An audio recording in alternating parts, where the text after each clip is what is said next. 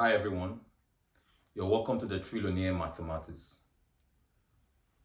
In today's video, the problem before us here is to use the definition of derivative to find derivative of cosec inverse of x.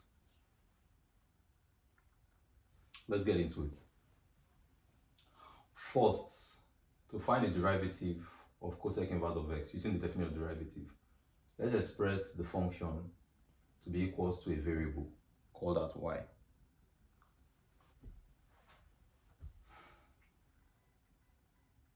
To make x equals to x, the subject here, we take cosec, we apply cosec to the both sides of the equation. When we do that, what we'll have here will be x equals to cosec y is equals to, now we'll express y as a function. So I can write f of y here, and which I have at home. Keep in mind that cosec y is also the same as 1 over sine y. Now the next thing, and you already know that cosec undo cosec undo inverse of cosec, and we have just x. Now take derivative, differentiate x with respect to y. We have the x over the y is equal to, the limit definition now will now be lim as change in x goes to 0, f into bracket y plus change in y minus f of y over change in y. Now we'll express f of y here. F of y is equal to 1 over sine y plus change in y, and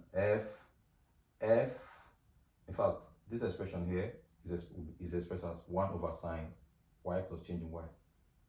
F of y is this. Put that, we'll substitute that here. Bring down the minus, bring down change in y here. Lim as change in x goes to 0, we'll also write that here. Okay. Work out this, do this arithmetic, which I know you can do by now, and then you will have this expression. Bring down the limit as change in y goes to 0. Apply, put that here. Also write that here. Now the next thing to do is to express this. You recognize this identity. This is sine double angle formula, and sine double angle formula, sine y plus change in y is equals to sine y cos y plus cos y I'll take that again. This sine y plus change in y is equals to sine y cos change in y plus cos y sine change in y. We substitute that in this position, and when we do that and foil the negative, we'll have all of this expression here. So minus would multiply plus, and we'll have this minus multiply the plus here, we'll also have minus here, and then this will be the expression we'll have. Observe that we'll have sine here and we'll have sine here. That we can factor out. When we factor that out, we'll have sine y is equal to 1 minus cos change in y left. Now to reverse, to make it, factoring out 1 from that 1 minus cos change in y, okay, we'll have, factoring out not just 1, minus 1, we'll have cos change in y minus 1, okay, and then we'll have the minus outside here. In fact, from here we can simply just say factor out minus sine y, and then we'll have all of this expression, cos change in y minus 1. Now you recognize this identity, cos change in y minus 1 over change in y. Take limit as change in y goes to 0 of that expression. That's equals to 0. Okay, we prove that here. I'm multiplying that expression that is equals to 0 with all of this. All of this becomes 0. Hence, we are left with this alone. We are left with limit as change in y goes to 0. Applying that on this expression, and that's what we have on this side of the board. Now the next thing to do is take limit as change in y goes to 0 of this expression here. You see that change in y will go to 0, and we're left with minus cos y over sine y times sine y. Now, recall that what we're looking for here is the y dx, okay, the y dx of the given function. To do that, we'll take reciprocal of what we have now, this expression. Take reciprocal of both sides. The y dx will become change to the dx dy will change to the y dx, while this becomes minus sine y times sine y over cos y. Okay, sine over cos is tan, and we'll have minus here, then times sine y. Now what do we do next? Tan y, let's express this in terms of x and y. Let's express this in this trig, okay, in terms of x and y. Now to do that, let's go back to the function we had.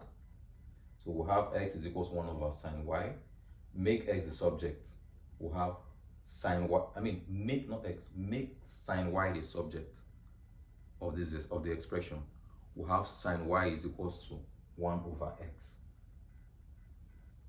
For sine y to be equals to 1 over x, it means 1 is the opposite, x is the hypotenuse. So represent that, work that out on a right angle triangle. I would just do a little, I would just put a little line here. So what we'll have here, y, this is the angle y, opposite is 1, hypotenuse is the x, and then do your Pythagoras, and here would be this side becomes x squared minus 1, okay? So get tan x now will be equals to opposite over hypotenuse, which is what we'll have here, opposite over adjacent, okay, which is 1 over root x squared minus 1, okay. The sine y, we've already found what sine y is from here. Sine y is 1 over x. We'll put 1 over x here. Multiply out. Don't also forget the minus sign here. We'll put the minus sign here. Now multiply that out, we'll have all of this expression. Hence, the y dx is equals to 1 over 1 minus 1 over x into x times root x squared minus 1. What do we do next? We need to define,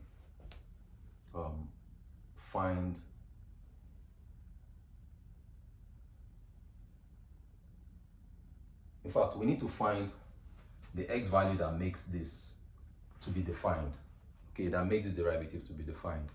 We need to find the places, the real value of x, okay, that will make this derivative now to be defined. So we'll take out the bad spots, and to do that, how can we do that? Set the denominator to be equal to what? 0. So it's either our x is equal to 0. So one of the bad spots here is that x is equal to 0. Another one is, so x is equal to 0 is a bad spot. So we'll find a way to make x not to be equal to 0. That's one. Another one is x squared here minus 1. This x squared is an even function. So meaning plus or minus, okay, would also make that to be 0. Plus or minus. Now, but for you to get that, you just set x squared minus 1 to be equal to 0, or the root of x squared minus 1, set that to be equal to 0, and solve for x. When you solve for x, you will see that x is plus or minus 1. Now, but that's not the end of it. We're looking for a real valued function of x that will make the derivative to, where the derivative, where this function is differentiable, okay, where this function is differentiable. So it's not differentiable at x equals to 0, that's one point. It's also not differentiable at where x is less than 1, or where x is less than where x is, yes, where x is less than 1, okay, to where, in fact, between x less than 1 and x plus 1, those values will lead us to have a complex number below. But what we're looking for here is a real value function of x. I mean, the domain, we want that domain here to be real valued function. So what do? We'll take out those from minus 1 to plus 1. In that case, that will lead us to writing the values, I mean our x now value that will make this to be, you know, would now be a set. Okay, it's gonna be a set. So we'll take out from minus 1 to plus 1 and take out the extremes, the plus negative infinity to positive infinity. And to do that, I'll spare you the details. Is just the long and short of it is that x is an open interval from minus infinity comma to negative, I mean to minus 1, open interval, okay, union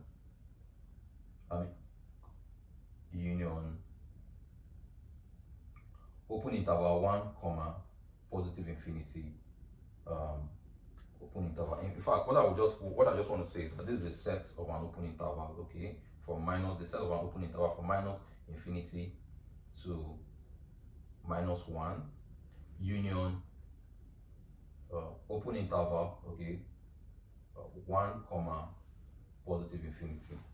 So this is the value of our x that will make, not just the value of our set, this is the x can take any of these values, this set that is in this set, okay, and this is the value that will make this derivative to be defined. This is the value s can take to make this derivative to be defined. Now, one more thing I will have to put here is that take note that when I multiply this out, all I would have was this. But to make sure that